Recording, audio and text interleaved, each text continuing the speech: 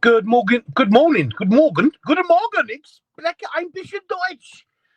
Went into German there. Sorry, let's start again. Good morning and welcome to Claret and Booze. My name's Virgil. If you haven't already subscribed to the channel, then please do so. It's totally free. Just hit the subscribe button. And if you do like the show today, please hit the thumbs up, the like button. And if you leave a comment, I'll try and get back to you. So, it's Sunday morning. I've just arrived in London to try and see if I can get some money. So let's talk about yesterday's game. Like everybody else, I was very disappointed with the lineup in terms of the centre midfield. And so it played out. We were very poor in that first half. Very, very poor indeed. I don't disagree with that. I don't disagree with the fact that I think Potter got the setup wrong. And I don't disagree with the fact that realistically, he sort of, he tied his own hands behind his back with that selection. However, what I won't have is people suggesting that Brentford allowed us to come back into it in the second half, that Brentford in some way took their foot off the pedal. No, they didn't. All right? Credit where credit's due and discredit where discredit is due. Potter made the right changes at half-time, 3 changes, and we were much better in the second half. Now, the yardstick from the first half wasn't much to measure against, i.e. we couldn't get any worse. I agree.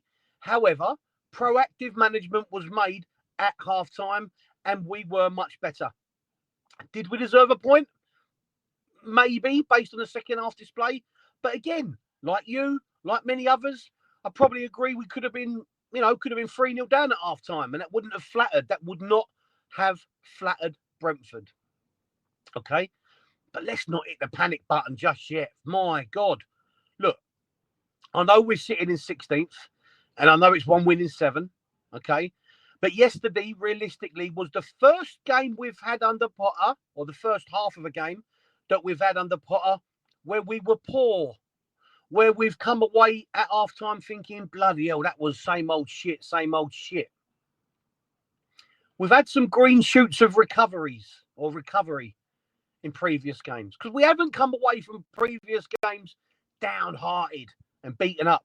I, like you yesterday at half-time, was sitting in the stands or, wherever you was watching it at half-time thinking, fucking hell, not again, right? I agree with you. But there's absolutely no point pushing the panic button. We're sitting 16th. It doesn't look good. But we are 10 points above Leicester City. All right? And you can take it how you want. People are going to go, oh, we're lucky that there's 3 worse teams than us. Or we're lucky that Leicester City are so shit or whatever. Call it luck. Call it what you like. But let's also call it for what it is. Graham Potter has walked in to a club that is full of players that are despondent, that are down, that don't know their arse from their elbow, basically. And yes, the first half was reminiscent of some of the games we've seen this season under Lopetegui, and that was Potter's own doing. Totally agree with you. And people will mock me and go, oh, we were much better second half. Well, we was. Let's fucking be factual and call it for what it was. Let's not throw our toys out the pram early doors. All right? Yesterday, the first half in particular showed many things to me and hopefully to Potter. As the first half was materialising and Paqueta was a passenger, it frustrated me. Now, all you people that called for the fact that Paqueta can play as a false 9, maybe he can. But what you do when you play Paqueta as a false 9 is that you lose one of your most creative players being on the ball regularly. And as you saw in the second half, he was on the ball and he was the one making to look things happen. He's our most creative player. All right? We need him on the ball. We need him heading towards goal. And we need him feeding people. We need him being the, unpicking the lock. We don't want him as a false 9. All right? What yesterday also showed was, I don't think I'd buy Soler. I know one bad performance shouldn't justify it, but I just think that, You know, I have been buoyed by some of his performances, but I'm thinking now there's probably better options out there. What yesterday also showed to me was that, as we probably look, this is not, you know, I'm criticising players, not just Soucek, but Soucek was poor again yesterday. But Alvarez was fucking shit as well. And any of those centre midfielders yesterday could have been subbed at half time. But it was Soucek and Soler. You know, I love Soucek. But yesterday he was poor. He was more of a passenger than ever. He couldn't cope with Brentford's counter-attacking, with their speed in transition. He couldn't cope at all. And Potter's going to see this, hopefully. And I know people are going to go, yeah, but Potter come out in the press and he said that he tried to buy Soucek, blah, blah, blah.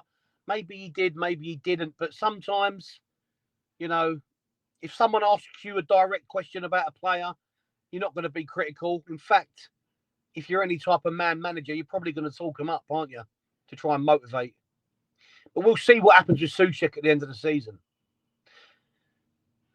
I was very disappointed with Kudus yesterday. I was happy, actually, with the formation yesterday where he was seemingly playing in the number 10 role, in the central position in the centre of the park. I thought he was shocking. Now, we know what the star boy can offer us, but have we seen any of it this season? I mean, even taking away Lopetegui's time in charge at the club, since Potter's been in charge, Kudus has offered nothing. And I don't know what it is about Kudus. Now, people are saying that he's getting two men on him all the time. And yes, I agree. They are doubling down on him because he's a danger man, of course. But for me, the very basics of what he should be doing have been lost. Now, I don't know if it's just me, but when he gets the ball at his feet, he literally looks like he's just looking at the ball down at his feet. The very basics of football, it happens from every age of football, from a young age. Kids are told, get your head up and see what's around you. He's looking down at the ball, he's looking down at the floor, head down, not a care in the world to look for who's on in terms of teammates who he could pass to. And he's just running into dead ends. Now, if you're being ganged up on or you're being double teamed, surely having a look at who's around you is far more important. But yesterday, for me, time and time again, when he gets the ball, he just runs himself into trouble. It's not a witch hunt, but Kudus, mate, you just got to get your fucking head up again. It's basics, lad. Get your head up, have a look, and pop the ball off, right? You're not going to be able to dribble through a whole team. And what you're doing is, because you're not looking at what's around you, you're not seeing what the opposition are doing, you're not even noticing that you're going to run into a blockade of Brentford defenders or whatever team it is you're playing against. So Kudus, for me, needs a rocket up his ass.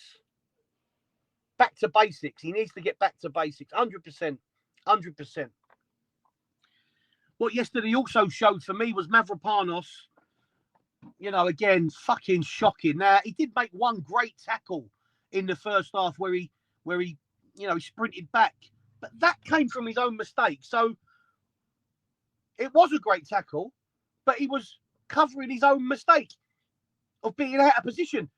He wouldn't have had to make that challenge if your positioning is right. And time again yesterday, in particular in the first half, he was all over the shop. For me, Mavropanos saying to start our next game, Tadebo's got to come in alongside Kilman. We've got to see Tadebo back.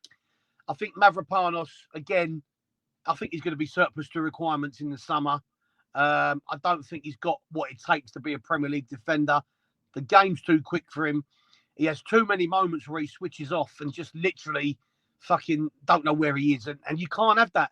You cannot have that as a centre-back. You cannot have that. I thought Ollie Scholes was good when he came on. He was a far better... He was an improvement on Emerson, who, again, Emerson... I'm not sure what's going on with him, Emerson. He looks like he wants out, or he looks like he should be sold in the summer. But for me, Scholes was a much better option. I was right behind the goal. He hit a shot which was from a cleared corner. He hit a fantastic shot that was on target, which the defender just managed to clear away. So I mean, Ollie Scholes, he put in some good tackles. You know, look, the second half was far better. Also, something, I just remember something, right? Now, there was a time, now in the second half, we was very much on top, right? And I don't know if you remember, one of their players, their centre-backs, went down after a tackle, and the referee stopped the game. He had a leg injury, a foot injury or something. Now, I thought referees only stopped the game when it was a head injury. Now, you're going to say, well, what's that got to do with it? I tell you why, because that 2 or 3 minutes when he went down, that killed the momentum. Not saying we would have won, not saying we would have drawn, but that gave Brentford what they wanted. It stemmed the flow of possession we had. We were on top. It took the sting out of the game. There you go. There's the phrase you're looking for. It took the sting out of the game. But you know, correct me if I'm wrong, but I thought you only stopped the game for head injuries. So that really pissed me off. I mean, if you'd have seen me yesterday when that happened, I was going fucking nuts. But look, I know on paper the performances and points on paper ain't great. This is the first time yesterday. It was only first half. It's the first time that we're thinking, fuck me, we shit again. Because every other game that we've played in, we've been in the game. All right? So let's not fucking throw our toys out the pram just yet. Also, I've heard people say Potter's too nice. What does that mean? He's too nice. Make your mind up what you want. Anyway, happy Sunday. Thanks for watching. Hit the like button. Keep the faith. Come on, your irons.